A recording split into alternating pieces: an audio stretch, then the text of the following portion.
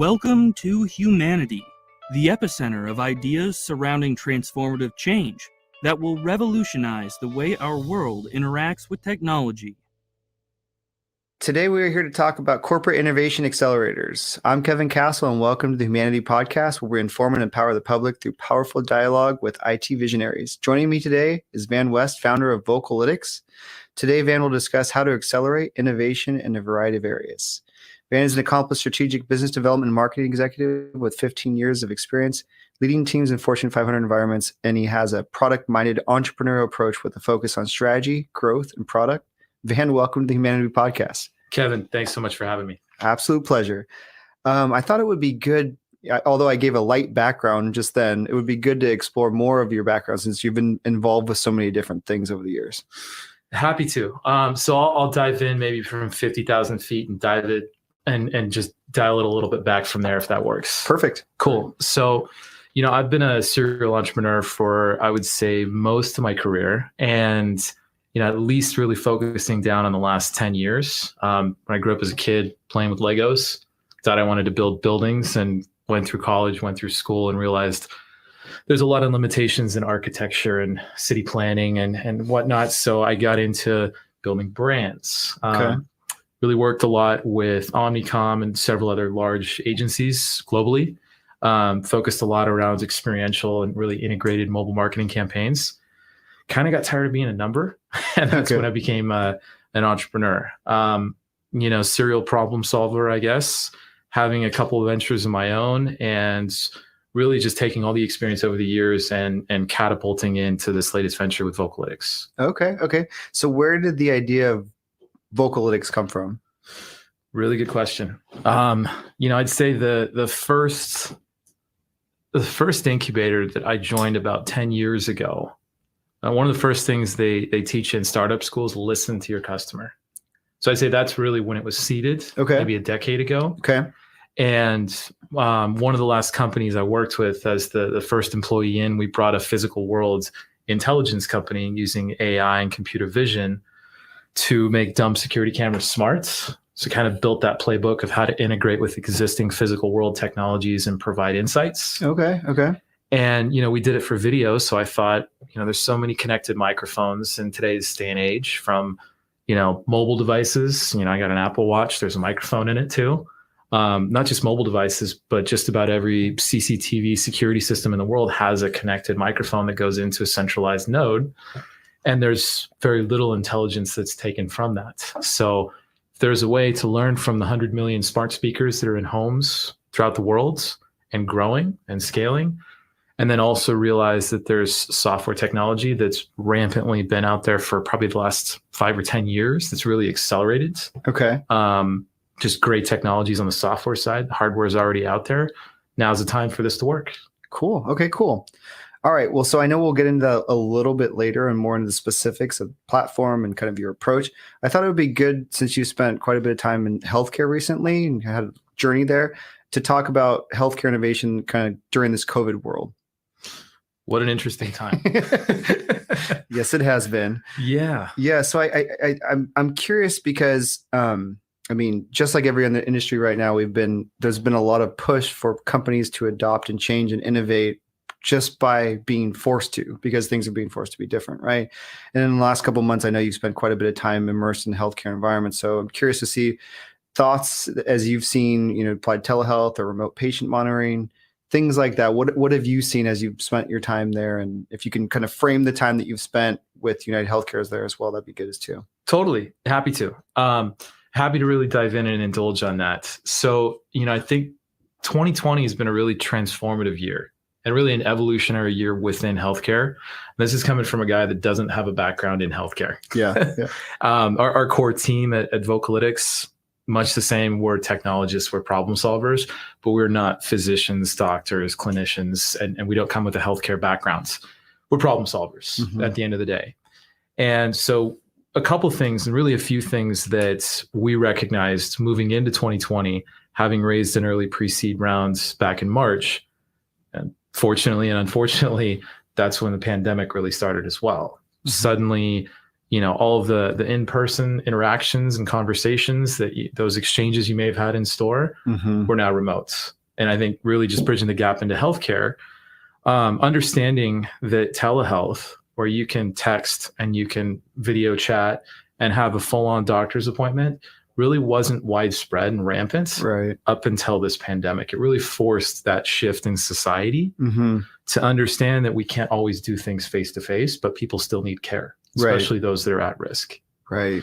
So, telehealth for me, I think this was the big breakout year. Everybody uses Zoom now or some video conferencing some variant tool. of it, yeah. But now you can have full-on doctor's appointments over video chat. And then you've got all these different texting and chat and chatbot type solutions to interact with caregivers. And I'll transition into that other point you brought up about remote patient monitoring. RPM solutions have typically been very cumbersome. They require a ton of just widgets around the home or whatever living environment in order to get the ultimate value in closing those gaps in care between those virtual or in-person patient visits. So, I'll say this was maybe the year that set the groundwork for RPM to really take off. But society's been so focused on just we need care quickly that the communication aspect, that's where telehealth kicks in. Remote patient monitoring kicks in to close those gaps in care because you can't actually be physically seen by a doctor or a physician in a timely manner. Right. So I guess as we've made this move to where, it's safer to do a remote physician patient visit, and it's, safer to have remote monitoring because you're no longer being in front of your physician. I mean, is this one of those things that you think that we'll go back to going back in face-to-face? Is it the same quality of care? Is it sticky enough for people to continue doing that long-term? What are your thoughts around that? And, that's a great springboard into the topic of United Healthcare as well. We've learned a ton from working with them over the past 6 months. And one of the big things that we've actually understood, not coming with the background of healthcare, is that over the next 10 years, there's actually a physician shortage. Okay. The population's growing and there's less and less doctors. And so specifically in the next 10 years, there aren't going to be enough physicians to see you face to face. So I think it's a societal shift that needed to happen regardless of COVID or any global pandemic. But as society moves towards that model, telehealth, the virtual visits, that's one piece. Imagine if you could have a widget that's, on you or around you in your living environments that constantly has a pulse, a real-time, organic, passive, ambient pulse on how your health is improving or deteriorating in real time with doctors, without actual face-to-face interaction. So I don't think it's going to go away. I do think that doctors need to be augmented in delivering care today. Yeah, it's interesting because that idea of, forced innovation because we've had to, right? Now we've got a potential looming shortage of physicians, right? It's going to force us to go this way. It's hard to know, like, the solutions being there, but being forced to adopt. Is it forcing innovation or is it forcing adoption, right? Because some of these things, I mean, telehealth's been around for quite some time. I did my first visit probably 5 years ago, right? I've had the app installed on my phone since then, and I've used it once. Right? So it's one of those things where it's, the technology is there sometimes, but the innovation thrust to adopt is somewhat laggard, right? So totally. I think it's both. Yeah. So I guess with, is at the level that you've seen with the physician shortage upcoming, is that a real issue that it being talked about, like at United Healthcare as a group? Is that an active problem surface level that they're dealing with? Yeah, and I would say that that's spurned a series of acquisitions that United Healthcare has made over the years. I think it was last October, not this past, but the year prior, they acquired a very large remote patient monitoring platform called Vivify Health. Okay. And Vivify has, everything, and there's, Best Buy is even on this movement. You don't often think of Best Buy Health, but, Best Buy Health is a whole ecosystem of widgets that are motion sensors that you put on your fridge for how many times it actually gets open and closed, doors, toilet seats for bowel movements, anything like that, just motion around the home or that aging in place movements. Care facilities are already bolstered today.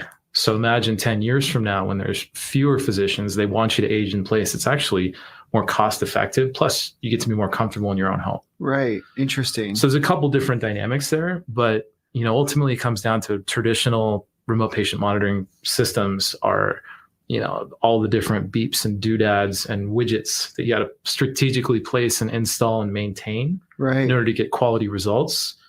I think it's going to come to a point where consolidation really forces that rapid, I would say, adoption with the market. So in that example, who are the ones that are driving that to the age at home, I think is what you call it, right? So is that something that Best Buy Home or Best Buy Health is doing, or is that from the provider side, the payer side?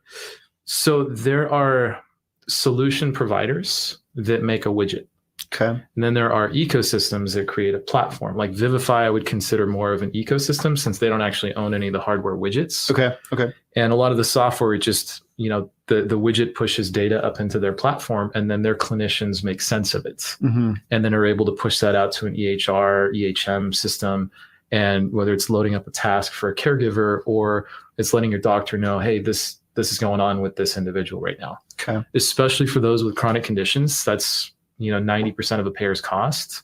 It's CHF, congestive heart failure, COPD, asthma, diabetes. Those are 4 of the 5 chronic conditions that literally drive 90% of the cost from a payer's perspective. Wow. And that's from the largest payer organization in the world. Right. So, yeah, ultimately, I think there's going to be a transformation and evolution that's only going to continue, and this is only the very beginning. Okay. All right. So you mentioned journey into healthcare, right? And that not being your team and the company's core focus. Walk me through your guys' journey and kind of partnering with United Healthcare. And I think that would be good to explore. Totally. Yeah. So, partnering with United Healthcare was, I got to be honest, in the world of COVID, when we just raised the pre-seed rounds and we were going into retail and kind of smart building, smart facilities. Uh-huh. We'd always thought, hey, could be some great applications within healthcare. Without a background in healthcare, we kind of would have been shooting in the dark. Yeah, right. So I happened to stumble into, and this was right before the pandemic hit, I think it was back in January, I met Anna Barber, the MD for Techstars LA. Okay. And I met her, investor speed dating event. Okay. And, 60-second pitch, she reached out afterwards. We connected, and the LA program just wasn't going to be the right fit with the right support for us at the time.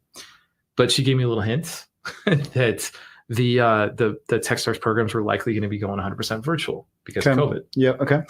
So, she thought that there'd be some great applications within healthcare. We kind of socialized that, said it's not our background. Sure. And so she recommended the Boston and the United Healthcare programs. The United Healthcare is one's based in Minneapolis. Yeah. Okay.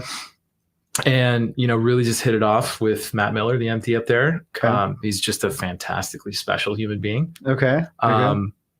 PhD and incredibly well connected, very well networked. So, we ended up working with the 2.5 weeks we had of Mentor Madness, literally speed dating 20-minute sessions of this is our solution. What do you do? Okay. With the CIOs of CNS, with the CMOs, chief medical officers, marketing officers, chief information officers, chief innovation officers at the largest payer organization in the world, came back with, after the first week, we're like, we're holding it really close to the chest that we're not healthcare entrepreneurs, health tech entrepreneurs. Don't have a background in healthcare. And after the first week, we heard from one of the CMOs, guys like, you know what, you guys should actually lead with that because we don't need doctors building technology solutions. We need technologists solving technical problems with the advice of doctors as well. Okay. As advisors, mentors, and counsel. But the problem solvers should, with technology, should keep solving problems. It's just another vertical. Sure. Okay. So we started leaning into that and really uncovered a whole myriad of problem sets around traditional RPM solutions, being all these widgets around an aging in place environment, like a home, all the way through, they have to be very active patient engagement. You got to step on a scale. You got to pop the pill bottle in order for it to receive any data, receive any information or insights about the behavior. Okay. And then you got to input information in an app. It's, taking a person that's, 50, 60, 70, 80 years old and telling them you have to engage with this app on regular intervals. You have to go stand on the scale here. You have to do, connected blood pressure cuff. You got to do all these different activities. It's a change in behavior. Yeah. That's one of the most challenging things as an entrepreneur, as a technologist. I know this. Yeah. It's just one of the most challenging things is to change a person's daily behavior, their habits. It's everything. So, who else is doing it? There's, companies like Vivify that are that platform. Mm-hmm. There's the widget companies, which, you could kind of consider us a widget that has the opportunity to have its own platform as well for acoustic, really audible, upper respiratory distress intelligence and other health monitoring solutions. But, anything through sound, if you can think about it, coughing, wheezing, breathing, snoring, even for sleep apnea, those types of things. But then all the way through, we've actually partnered with the company that, that IKEA actually has a smart home platform that they've actually built their own version of like an Amazon Alexa type of device. Huh. Okay. And they're putting it around the home. So you can actually hear when the doorbell, you didn't hear the doorbell because the doorbell's at the front door and grandma's hearing's going out. So to broadcast it around the home and then also record that as an event that it may not have actually been, heard. Okay. So, those are a couple little examples that we've learned with working with United Healthcare, and IKEA's partner that's building that solution is actually one of our partners. They've asked us to come in with the sound intelligence behind that platform. Oh, wow. That's cool. Okay. Fascinating. Okay. So then I think for the listeners, it'd be good if you can frame Techstars, right? Kind of how Techstars works. And then if you can walk a little bit through the journey that you guys had, right? And then let's walk out with the idea of like, you walked in with minimal information and you led with that and kind of a value prop that you don't know this space, and then kind of what opportunities it opened up afterwards. Because I think that's a really good example of what the program does and what it could lead to for other entrepreneurs that have an idea or have a piece of technology and are looking for an application for it. Totally. Yeah, no. So Techstars is, I think it's the world's largest accelerator program. And ultimately, I believe they're actually the world's largest seed fund. Okay. They've funded more companies than any other accelerator program that I'm at least aware of right in this moment. They're a fantastically incredible support network of mentors, of advisors, of corporate partners and sponsors that, Techstars has essentially two different types of programs. There's the city-based traditional programs that they started with that model, Techstars LA, New York, Chicago. Those city-based programs are more horizontally focused, that are more focused on giving you a broad scope reach of support for AI ML products, a little bit of healthcare, a little bit of retail, a little bit of IoT, a little bit of experts across so many domains, essentially. And then there's the vertical specific programs where, like with United Healthcare, Techstars will essentially source all the startups for their exclusive corporate innovation program. So think about it as more of, I've been through a United Healthcare accelerator program that the infrastructure happened to be provided by Techstars. Okay. A lot of the mentors and relationships were curated by, and then, they helped us to accomplish a year's worth of work in 3 months. Okay. And if a listener were interested to get involved into this ecosystem, what would they do? Into Techstars specifically? Techstars, yeah. I would say, honestly, reach out to an entrepreneur that's been through Techstars. I'm happy to guide, happy to coach, happy to point them in the right direction at the very least. Okay. At techstars.com is usually the best place to start to figure out, is this something I want to do? Okay. And does this make sense right now? Each of the accelerators, I think there's close to 50 of them, 48 if I'm not mistaken, that are between city and vertical specific programs. They're find the ones that are right for you, and then just apply. Okay. And the best guidance I can give, we're raising a seed round of funding right now, and so going in through the general inquire or info at vc.com. Okay. It's not generally the best way. A warm relationship and introduction is the best way to get an application either fast tracked or in front of the right eyes. Sure. Okay. Cool.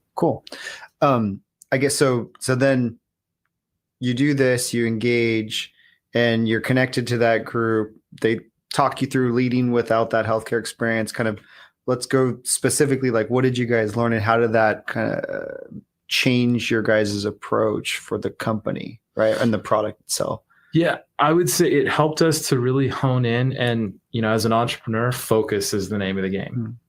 So it really helped us to focus on really identifying the problem sets.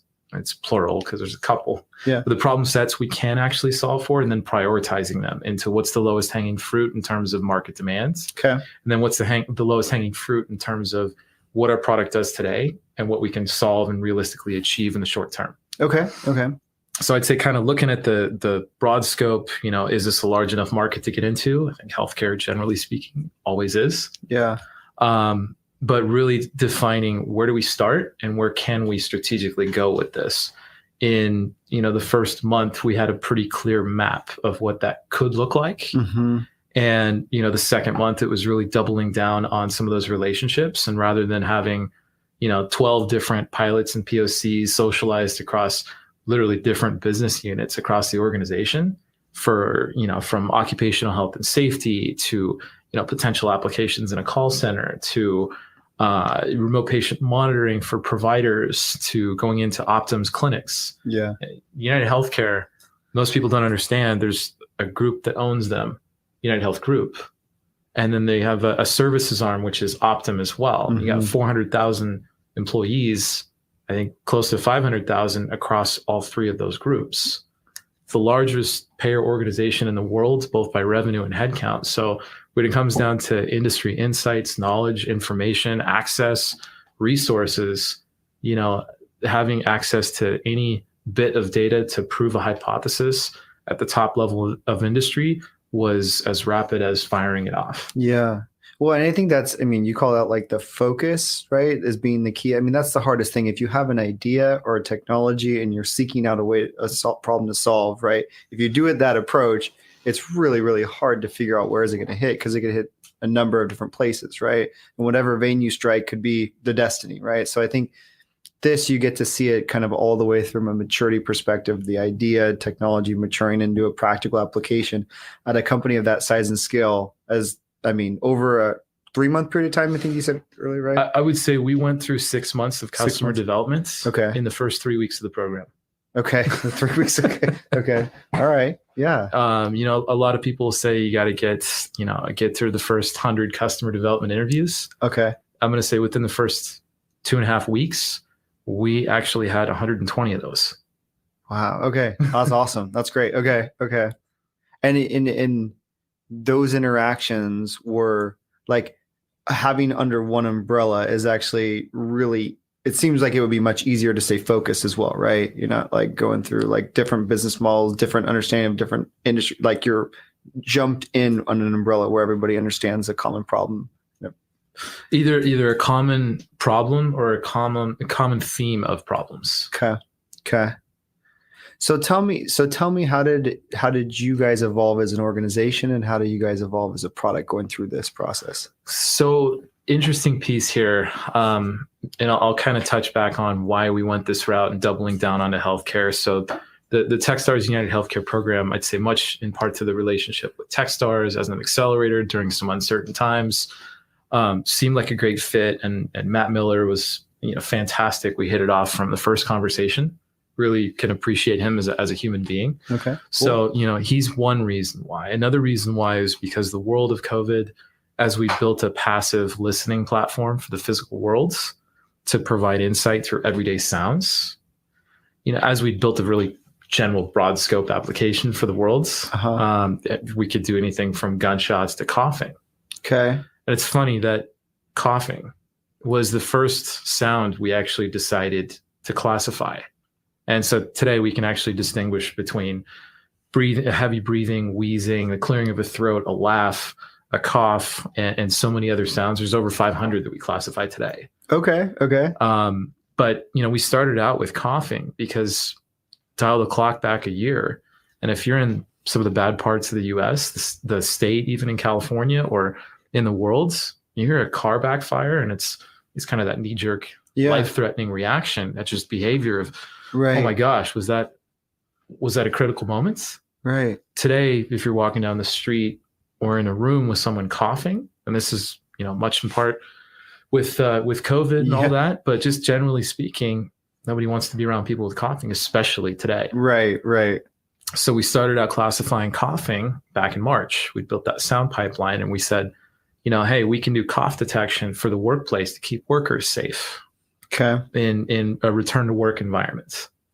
Well, that blossomed into what we can do at a kind of an occupational health and safety play for the workplace.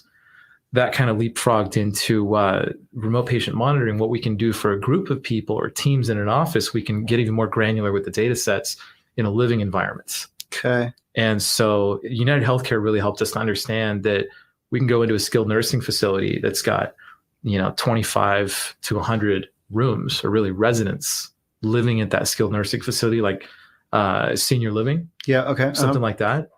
We can go into that, one account and have, 25 to 100 rooms plugged in by selling to one account versus trying to have a DTC model and selling to every unique individual. Right. Right. So better go to market. Our background is really in enterprise SaaS. So going after the heavier hitters is the heavier hitters that are really trying to make an impact and stay innovative as well. But now the time is ripe. There's several billions of dollars that have been added as a federal stimulus to skilled nursing, and I think it was 1.1 billion was released. It was either end of November, beginning of December this last year. So going into 2021, we can see a lot of innovation that those funds will be leveraged for, whether it's even just simple PPE or staffing requirements or technology solutions like ours. Right, right. So when you guys roll this out, right? So I get, it's running, listening. What's the end device that you guys are like listening to? Is it like a proprietary device? Are you guys plugged in on existing listening devices or video devices? Yeah, that's a great question. And, it's all of the above. Okay. It's anything that is a connected microphone. Okay. Okay. And for those that don't have one, ironically, here's a little Steve Jobs move. This is essentially our little widget.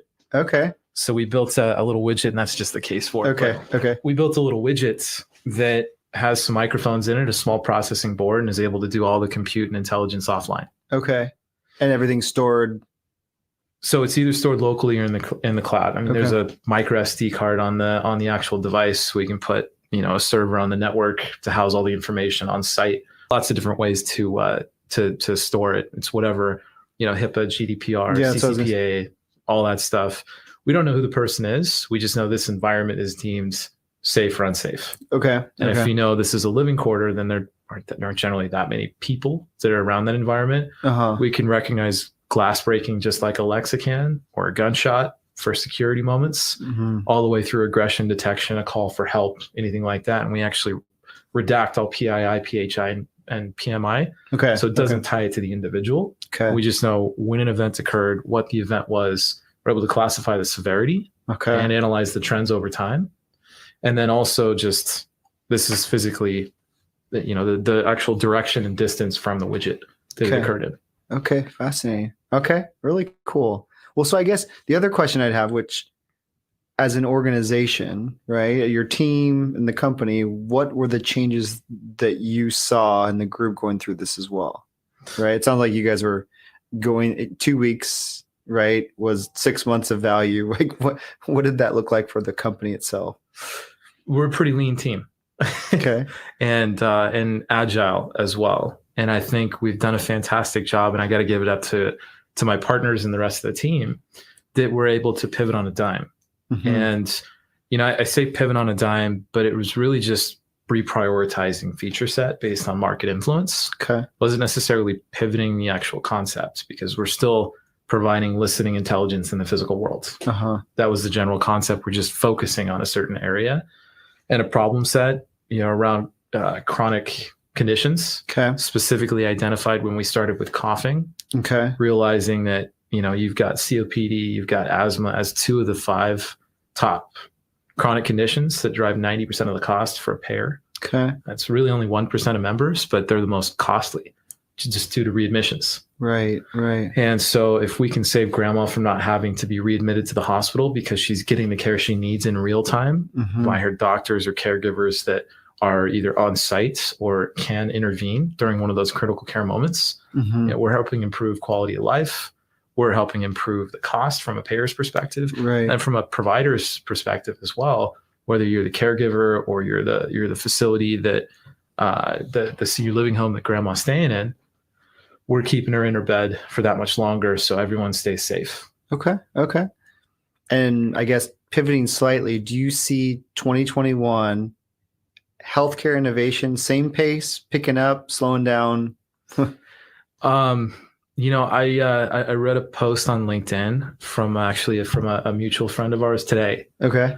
Saying, I really hope that 2021 would be turning the page and we could start fresh. But really nothing's changed. Yeah. So it's just riding that wave. And I think that wave has only begun building. Okay. This has been such a disruptive and transformational year, not just for healthcare, but for society in general. Just adjusting to whatever this new norm is. We got my prediction here is we have at least another year of getting through all this. And so I think the innovation is going to continue. I think there's going to be some, steps and shuffles and maybe a little trip or a speed bump along the way. Yeah. But that's how adoption occurs. Okay. Other question I'll ask you, and then we can wrap up, was similar question I asked our mutual friend Carrie Ransom probably 7 months ago, right? Is it a good year to be an entrepreneur? And are we creating an environment where it's easier to be an entrepreneur? So I'm curious to see your thoughts as we look at 2020 and 2021 as kind of a continued altered state, all right, of how things used to be to where they are now. How do you feel it is for the environment for an entrepreneur? So I want to say it was at least a year ago. I read an article and several articles, and I've discovered several more like this. The top 27 companies that were built during a financial crisis or a time of hardship.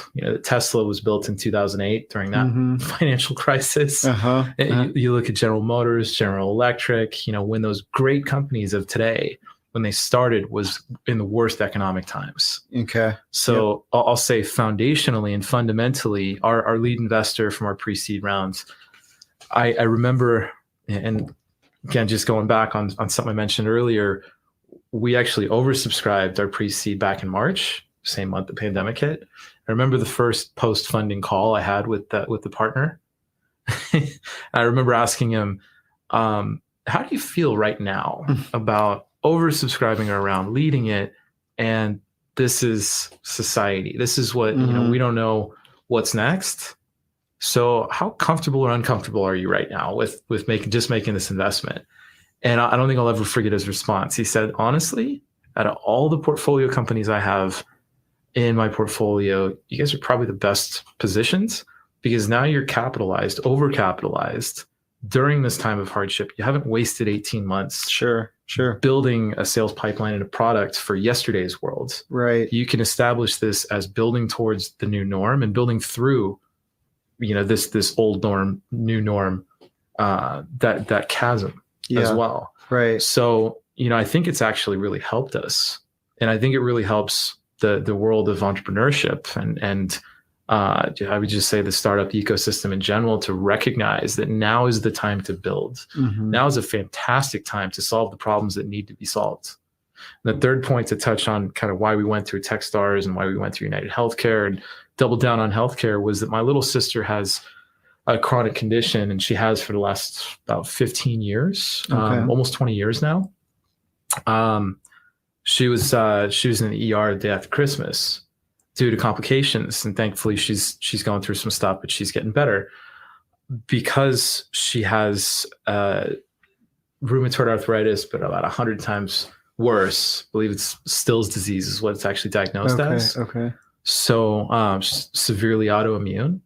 Someone coughs on her in a regular world, 2 years ago, and she's almost in the hospital. So imagine if someone coughed on her today. Right. Hence the reason why we're solving for that today. Yeah. And bridging the gap back to why it's a great time to build today is now's the time to double down on the solutions that need to be built rather than the nice to haves.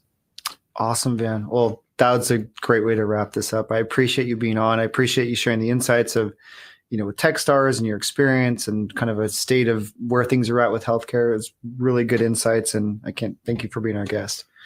Kevin, I really appreciate it. Thanks so much for having me on here. All right. Well, but that's all the time we got today. Thank you for our listeners for tuning in. I hope you've gained some valuable knowledge and insights. Please feel free to subscribe and send us your ideas if you want in future shows. I'm your host, Kevin Castle, and thank you for listening to Humanity.